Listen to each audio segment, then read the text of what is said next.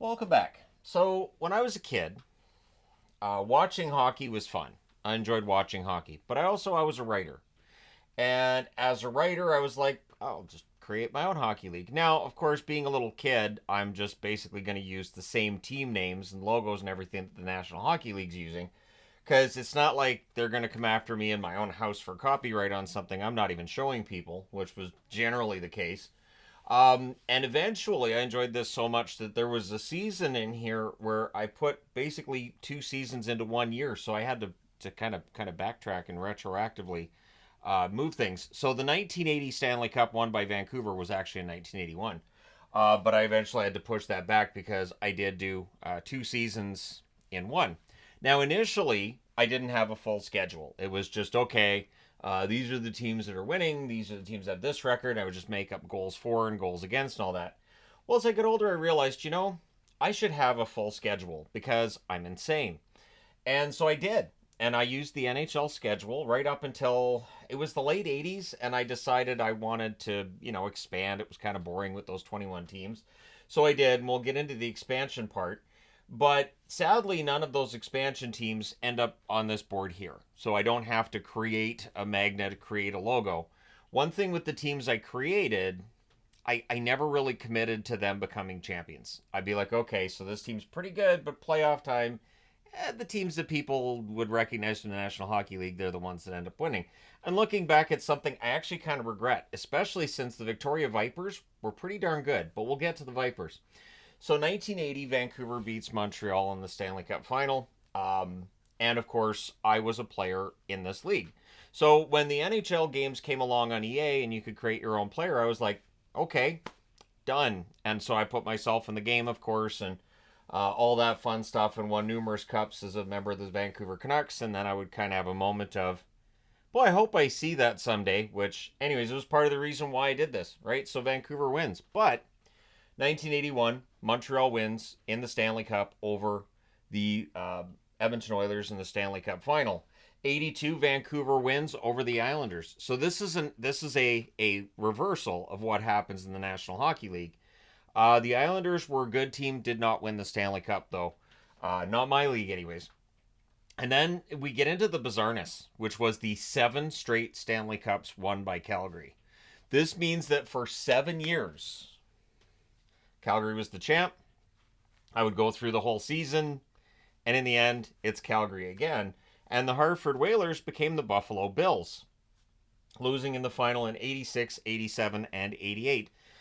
Sadly, I do believe 2 of the 3, I believe, were in 7th game situations. And it was just, what was I going to do? My player was in Calgary. What am I supposed to do? And that's the kind of weird part, and I've talked about that in previous videos as well, that I didn't leave myself in Vancouver.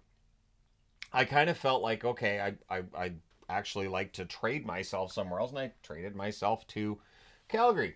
And it went pretty darn well. Eventually, I go back to Vancouver. The year after I went back to Vancouver, Calgary won the Stanley Cup against Pittsburgh. So Calgary still won without me. And then Vancouver wins back-to-back cups in 90 and 91. Then the cup goes to Boston in 92, 93. Coincidentally, my career followed a similar trajectory. 91, I actually had myself traded to Boston. I, in storyline, was having issues with the general manager, and so I ended up getting traded to Boston.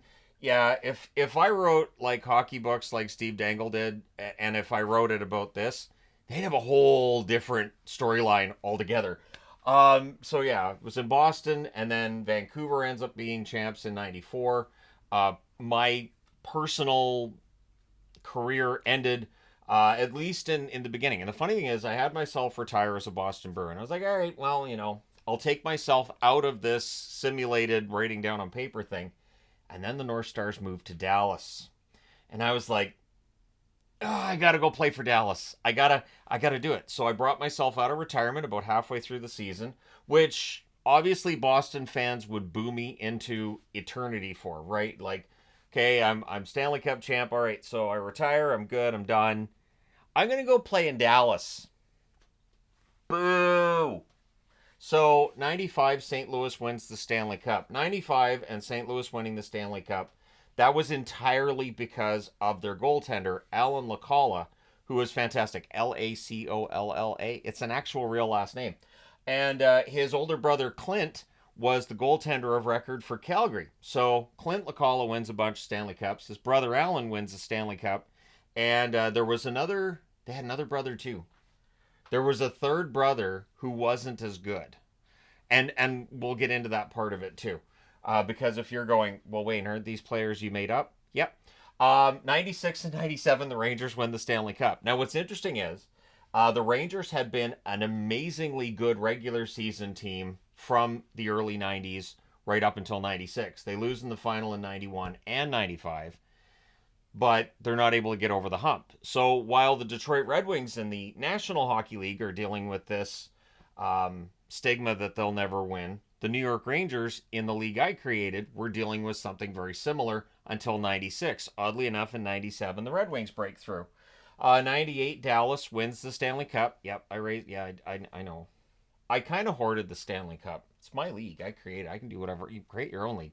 But 99, the Rangers win again. So that's another dynasty right there. 3 Stanley Cups in 4 years is a dynasty. So I had a storyline with the Rangers where for 5 seasons they were one of the best teams in the league. Couldn't win. There was I believe it's the 90-91 season. I had them lose, I want to say 8 games all season. I think it was 8 games they lost all season, which of course would be tied for the record with the Montreal Canadiens from the mid-70s. And yet the Rangers could not get over the hump in the playoffs. So for all of the discussions many, many, many years later in 2019 about Tampa, I had the Rangers do that. So the Rangers are now Stanley Cup champions 3 years out of 4. Dallas wins in 98 and 2000. And Dallas might have kept winning, but what happened in 2000? Well, I met my ex. We're living together. We got kids. I didn't have the time for this anymore. I've seen people ask me, can you bring it back? Can you bring back this thing? I don't have the time to devote to it. I wish that I did, but I don't. It requires a lot of time. I know when I was in high school, I would get my schoolwork done early in class so I could, figure out with my hockey stats who had goals the night before, who had a shutout, and what had happened, and all that fun stuff. And then every now and then somebody in class would try to get me to explain to them what I was doing. And early on in the conversation, they'd be like, oh, okay, that's interesting. And then their eyes would glass over and I'd be like, yeah, I lost them. So there were other teams I created, as I mentioned before. And I mentioned the Victoria Vipers. There was also the Halifax Bandits. Why would I call them the Bandits?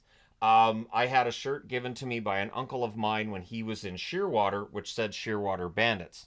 And so Halifax Bandits was what I called them when I brought Halifax in. The Atlanta Knights, of course, Atlanta did have a team called the Knights. Hamilton Storm, which Portland Storm as well. So the Hamilton Storm moved to Portland, I guess. I don't remember exactly how this all went down. I know that the Portland Storm, eventually I would just rename them. As the NHL expanded to catch up with where I was, I would just change the names of teams that I had and just move them to where the NHL had a new team. Because I didn't feel like expanding again. The Cleveland Barons, the Colorado Rockies, I brought both of them back. So, yeah, I was a big fan of the Rockies and the Barons. Even though the Barons predate me watching hockey. I had the Seattle Eagles. Like I said, Portland Storm to go with the Hamilton Storm. I guess I like the name Storm, or again, the team moved to Portland. And eventually Portland would become Nashville. So when Nashville came into the NHL, I just took the Portland Storm and just went, they're Nashville now. That just made it easier. Houston Aeros. So I have been advocating for the Houston Aeros since the 90s. So there you go. San Diego, Regina. That's Regina, Saskatchewan. And Milwaukee also had teams. At one point, I got to 40 teams. I know I have that book somewhere. Couldn't find it. I went through 4 different books to find this information. So, like looking at the 7 times that Calgary wins the Stanley Cup, Montreal is the victim the first time, then New Jersey, Pittsburgh twice. They bookend the 3 straight finals appearances by the Hartford Whalers. The Bruins and the Canucks, they met in 1990. There was no violence. They met again in 1993. There was no violence. My 2 favorite teams meet in the final. Everything went really well. It was a great final, and I believe both of them went to 7 games. I don't think the players all shared in the moment and, went out for drinks after. But hey, maybe it's my league. It can do whatever it wants. The Flyers made it to the final in '94 against Vancouver. And it was funny because when I was looking through these books and everything, and I was also looking at the last time I did a video on this, I had the wrong Stanley Cup champions for a few of these years. And I was like, all right, so I need to update that. And I went through the books, and the books tell me this is what happened. And I have to go with the books because when I wrote it, it was within a few years of those Stanley Cup runs. So, like the Rangers in St. Louis, I think that was my favorite because when teams would meet in the playoffs, when I'm writing books and when I was writing this stuff, it's the same thing. If I know the ending before it starts, I'm not interested. So when I write a novel, I don't do like a whole outline. And like I did a whole outline once for like a whole series of science fiction books. And I was like, that's a really interesting outline. All right, done. I didn't have any interest in writing it because I felt like, well, I know where it's going to go. And so for me, when I was doing this, when I was writing books, I would have no idea where it was going to go. My brain would just say, nope, this is how it's going to go. So the league MVP for most of this run here, Philip Kramer of the New York Rangers was sort of my Sidney Crosby at that time. He won league MVP in 92, 94, 96, 98, and 99. So not all even numbers there. He was also the playoff MVP all three times that the Rangers win the Stanley Cup. So Kramer was the guy that I was building up as being the top guy. And there was a top goaltender, Lance Armand. What's interesting with Armand is that I created him. He was a goaltender in Philadelphia. And he wasn't very good. His stats weren't very good. But then I moved him to the Rangers. And the Rangers were okay. They were average. And I thought, wouldn't it be fun if the Rangers got off to a really good start to the season? And then the monster was born.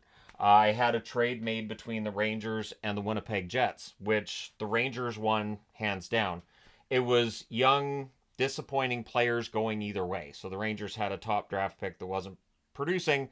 The Jets had a top prospect slash, rookie that wasn't necessarily happy being in Winnipeg. So you swap the players, and the player from Winnipeg that goes to the Rangers, it was Fred Sharp, ends up being this big star. He ends up playing on the wing for Kramer. I think it was Charles Grogan that was on the other wing. So see, that's still in my brain. The Jets didn't have the same level of success, as you can see. I didn't move the Jets, though. So when teams were moving in the NHL, I created those teams that like Carolina Hurricanes, Colorado Avalanche. But I would keep the Whalers. I would keep the Jets. So that was what I kept the Nordiques as well, although the Nordiques never did much in the playoffs either. But yeah, Armand was the best goaltender in the league from 1995 right through until the last year I did this of 2000. So pretty good. And there was a point too, I'm trying to think of which NHL game it was. One of the NHL games from EA, which allowed you to create 100 players, I created 3 players from each organization from when I was, and it was great. That's 90 superstar players that I'd added to the league.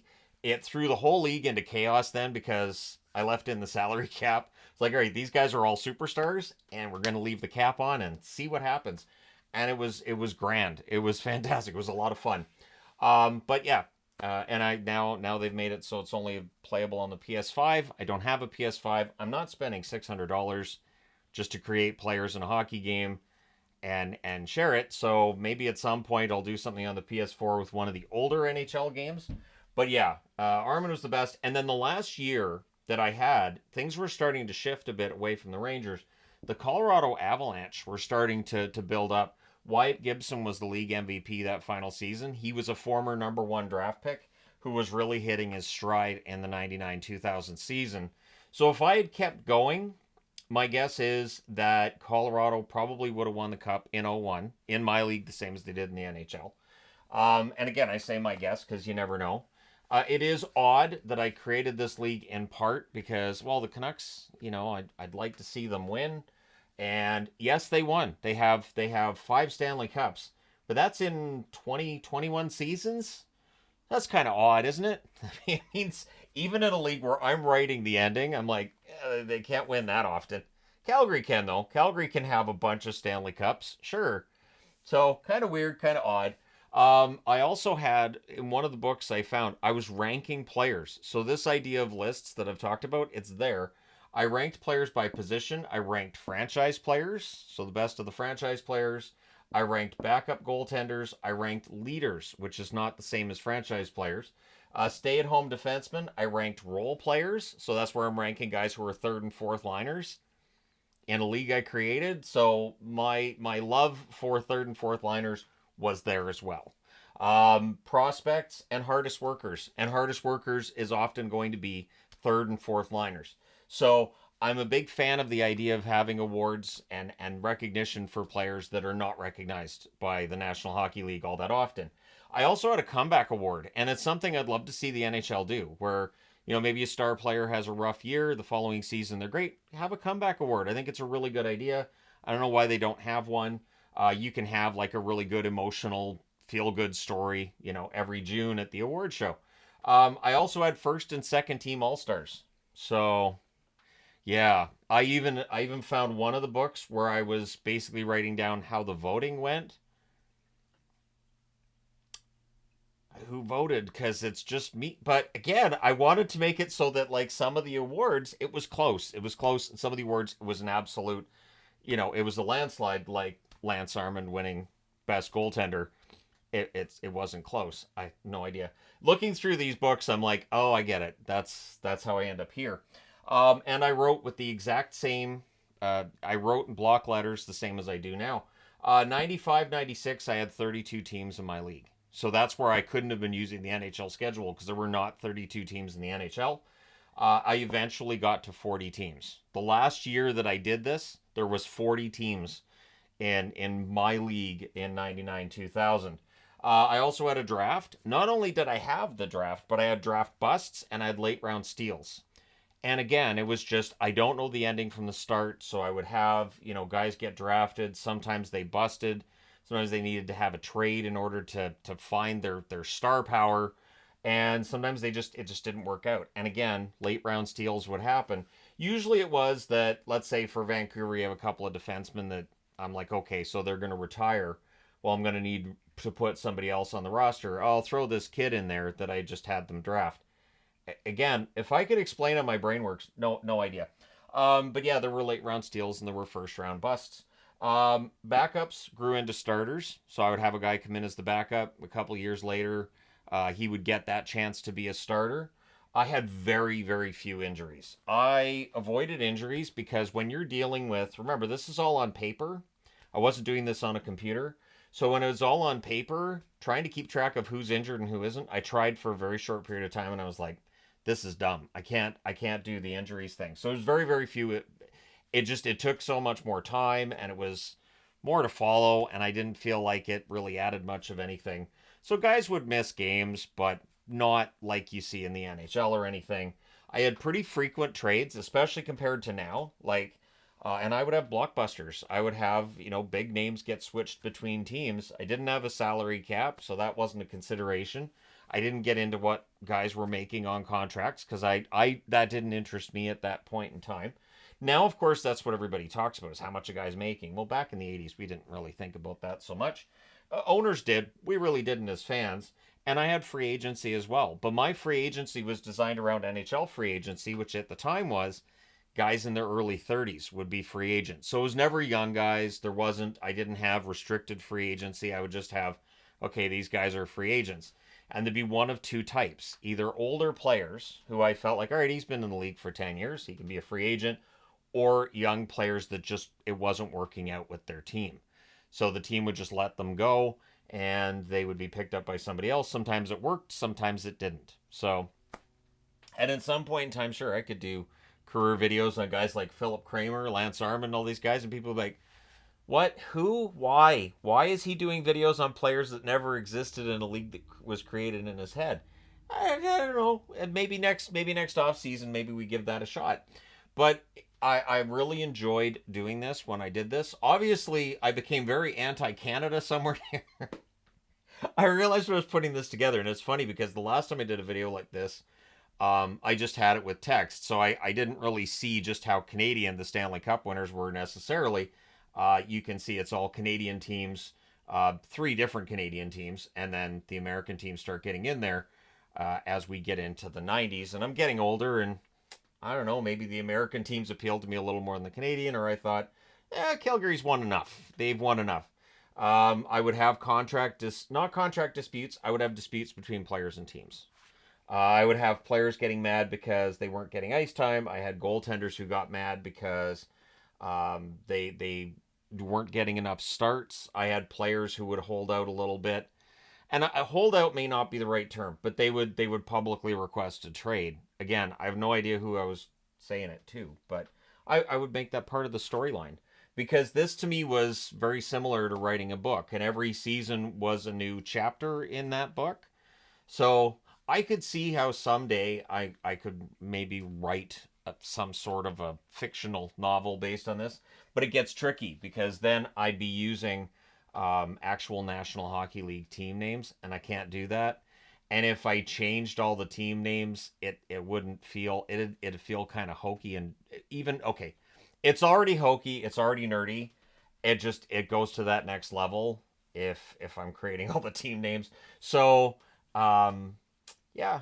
Anyways, there you go. An updated look at the league that I created when I was a very young child and wanted to see the Canucks win Stanley Cups. And it didn't end up turning out that way. But I won Stanley Cups, so that's the important thing, right? I won them in Vancouver, Calgary, Boston, and then in Dallas because sure. I think the thing that might surprise people is the fact that my character, for lack of a better term, my player was in Calgary for that long, and that's where number 13 comes from. Is that when I was a kid playing in school, I would always use the number 13. I liked the number 13. The trailer we lived in was number 13. Nobody else liked the number 13. There were no NHLers that wore the number 13, or very, very few. And so I felt like, hey, 13, I can do that. And so, yeah, that was my number. And I didn't track everybody's number, but I did track some guys' numbers. There were certain ones. Goaltenders were almost always number one, of course. Armand, I think Armand was one, and his backup, I think, was 30, which is pretty common, right, in hockey. But yeah, that's getting into more detail than I think my brain can handle without breaking. All right, there you go.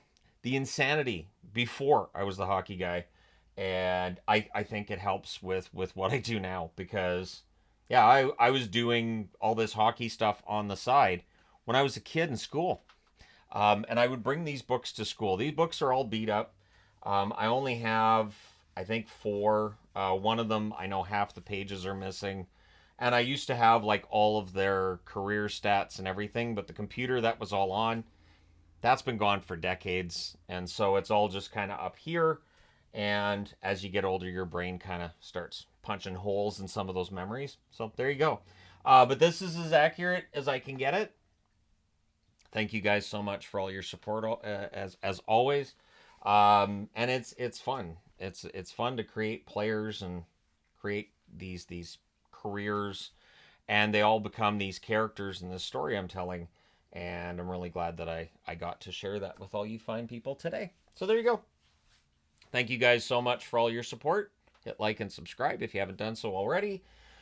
And I guess this 20 years I spent doing this set me up to do what I'm doing right now. So there you go. Because when I wasn't able to do this anymore, it was still hockey all the time. So I would like to apologize to people that were in my life for that 20 years for how much hockey I talked. And now at least I have an audience. Back then it was just whoever was around would get told about hockey.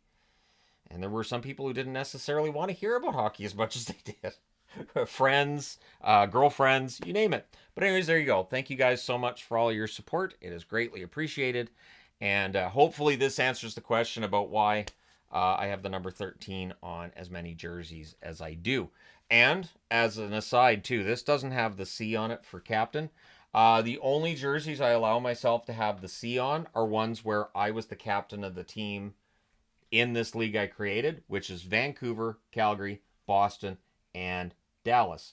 I have an A on the Montreal jerseys because I played in Montreal, but was not the captain, was an alternate instead. So there you go. A little bit more trivia for all you fine people online before I close things up on this video. And I'm going to need to go watch some hockey pretty soon because Minnesota and the Jets is starting.